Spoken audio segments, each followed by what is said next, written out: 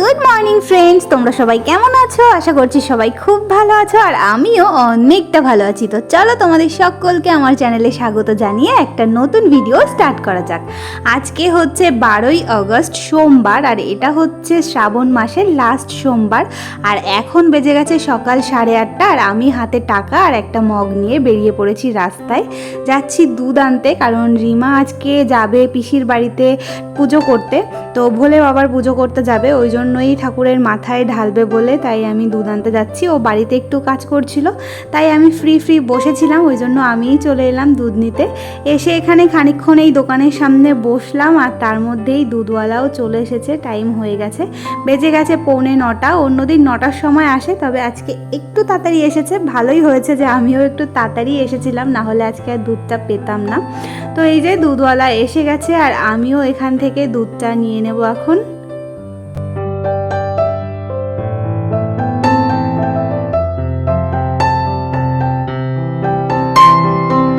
দুধটা নেওয়া হয়ে গেছে। আজকে 250 দুধ নিয়েছি, কারণ এটা দিয়েই হয়ে যাবে পুজো দিতে, এর থেকে বেশি দুধ লাগবে না।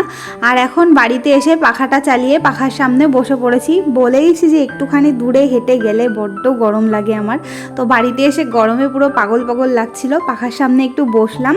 তারপরে আমার সকালের যে ওষুধ দুটো থাকে খালি পেটে, সেই ওষুধ দুটোকে এখন আমি খেয়ে নিচ্ছি।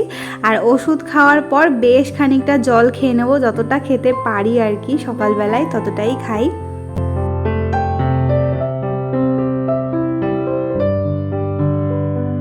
আর ওষুধটা যেহেতু খেলাম, এক্ষুনি তো আর ভাত খেতে পারবো না, 30 মিনিট পরে ভাত খাবো। তো হাতে যে 30 মিনিট সময় আছে, সেইটুকু টাইমের জন্য একটুখানি বই পড়তে বসলাম। রোজই সকালবেলা সন্ধেবেলা করে একটুখানি বই পড়তে বসার চেষ্টা করি।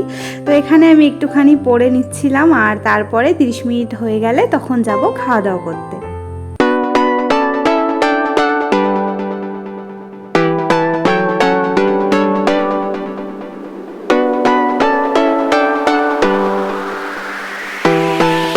বই পড়া হয়ে গেছে, আর এখন বেজে গেছে 10টা, আর আমিও খাবার নিয়ে চলে এসেছি।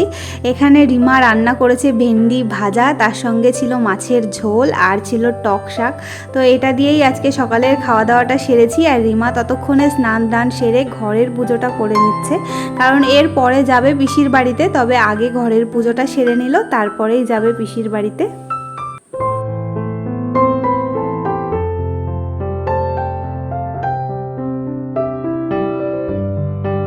ঘরের পুজো সেরে এখানে ফুল, বেলপাতা, তারপরে প্রসাদ, ধূপকাঠি, দুধ সব কিছু রেডি করে নিয়েছে রিমা। আর এখন বেরোচ্ছে বাড়ি থেকে, আর ওর সাথে সাথে আমিও যাব, কারণ ও একা একা যাচ্ছিল, কিন্তু আমারও একটু ইচ্ছে করলো যে আমিও যাই। যদিও আমি পুজো করতে পারবো না, শুধু এমনি ওর সঙ্গে যাচ্ছি, জাস্ট একটু প্রণাম করে চলে আসবো, পুজো তো করা যাবে না। তো এই যে আমরা দুজনে মিলে হাঁটতে হাঁটতে বেরিয়ে পড়েছি।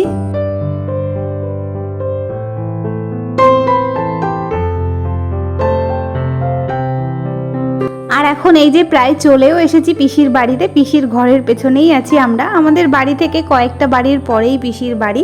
তো একটু তাড়াহুড়ো করে আসছিলাম, কারণ এদিকে ঘন্টা, শঙ্খ এগুলোর আওয়াজ শুনতে পাচ্ছিলাম। মানে পিসি এদিকে পুজো করতে শুরু করে দিয়েছে, যেহেতু সোমবার তো অনেকটা টাইম লাগে পিসির পুজো করতে, তাই জন্য পুজোটা শুরু করে দিয়েছে। তাই আমরা আবার ভাবলাম যে যদি পুজো করা পিসির শেষ হয়ে যায়, সেই জন্য একটু তাড়াহুড়ো করে এলাম। তবে এসে দেখলাম যে না, পুজো শেষ হয়নি, সবে শুরু হচ্ছিল পুজো।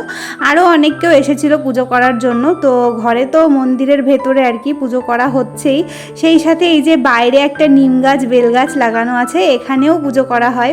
তো প্রথমে এখানেই জল ঢালা হয়, তারপরে ঘরে। তো এদিকে সবাই তো জল ঢেলে নিয়েছে, তবে আমরা একটু লেটে এসেছি। তো রিমাও ওখানে গিয়ে জল ঢেলে এসেছে, আর তারপরে এই যে ভেতরে ভোলে বাবার মাথায় ও দুধ জল ঢালছিল আর কি।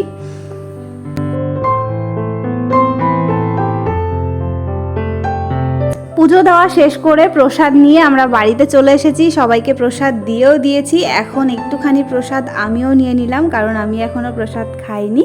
তো একটুখানি প্রসাদ আমি খেয়ে নিলাম এখান থেকে।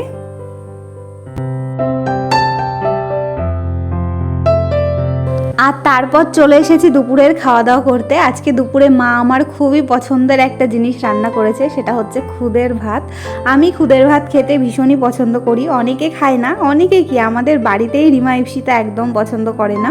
আমি, মা আর বাবা তিনজনেই খাই, তো ওদের জন্য তো ভাত রয়েইছে আর আমাদের জন্য করেছে খুদের ভাত। এই কাঁচা পেঁয়াজ, শুকনো লঙ্কা আর খুদের ভাত আমার খেতে এত ভালো লাগে। অবশ্য এর সঙ্গে একটু শাক ভাজা থাকলে আরেকটু জমে যেত, তবে শাক ভাজাটা ছিল না, তো ওটা দিয়েই খেলাম দুপুরবেলা। আর তারপরে বেশ খানিকক্ষণ রেস্ট নিয়েছি আর এখন চলে এসেছি আবার রান্নাঘরে। একটুখানি ফল কেটে নিচ্ছিলাম, কারণ সকাল থেকে কিছুই সেরকমভাবে খাওয়া হয়নি ফল আর কি। তো একটা লেবু নিয়ে নিয়েছি, একটা আপেল নিয়ে নিয়েছি আর একটা কলা নিয়ে নিয়েছি, এটাই আজকে খাবো। পেয়ারাটা আজকে শেষ হয়ে গেছে। তো চলো এখন আমি ঝটপট করে ফলটা শেষ করি আগে, তারপরে আবার তোমাদের সঙ্গে দেখা হচ্ছে। আর একটু পরে আবার কিছু স্পেশাল জিনিস বানাবো, সেটাই তোমাদের সঙ্গে শেয়ার করব। অবশ্যই তোমরা পুরো ভিডিওটা দেখতে থাকো স্কিপ না করে আমি কি বানাই।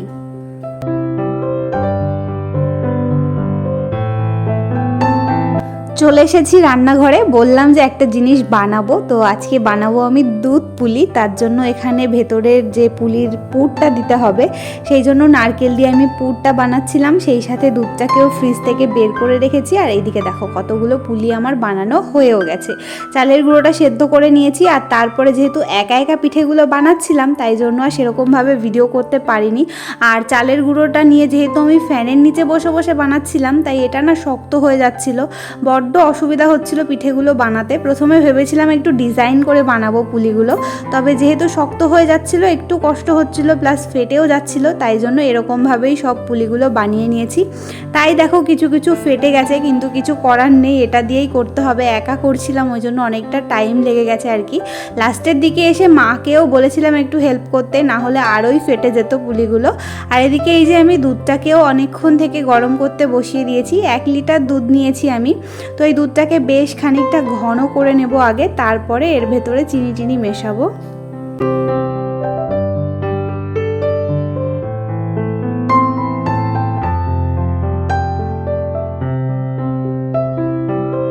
তো এই যে দেখো 1 লিটার দুধকে আমি শুকিয়ে প্রায় 700 গ্রাম মতো করে নিয়েছি। এবারে এর মধ্যে দিয়ে দেবো আমি 2টো এলাচ, কারণ আমার পিঠে পুলিতে না এলাচের ফ্লেভারটা ভীষণই ভালো লাগে।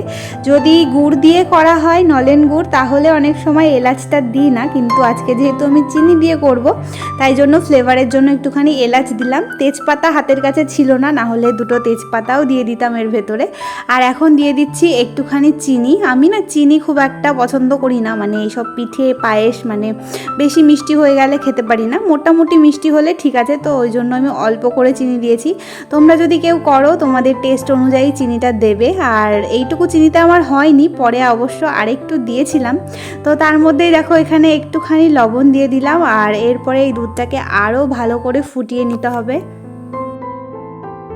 আজকে আমি সেকেন্ড টাইম দুধ পুলি বানাচ্ছিলাম। প্রথমবার বানিয়েছিলাম যখন আমি বর্মশাইয়ের ডিউটির ওখানে থাকতাম বীরভূমে, রিমা ইপসিতাকে ঘুরতে নিয়ে গেছিলাম শীতকালে, তখন আমি নলেন গুড় দিয়ে করেছিলাম। দারুণ হয়েছিল খেতে, যেমন গুড়ের ফ্লেভারটা সেরকম পুলিগুলোও সুন্দর হয়েছিল। আর আজকে সেকেন্ড টাইম বানাচ্ছি বাবা মায়ের জন্য স্পেশালি, কারণ তখন তো আমরা 4 জন খেয়েছিলাম, কিন্তু বাবা মাকে তো করে খাওয়ানো হয়নি।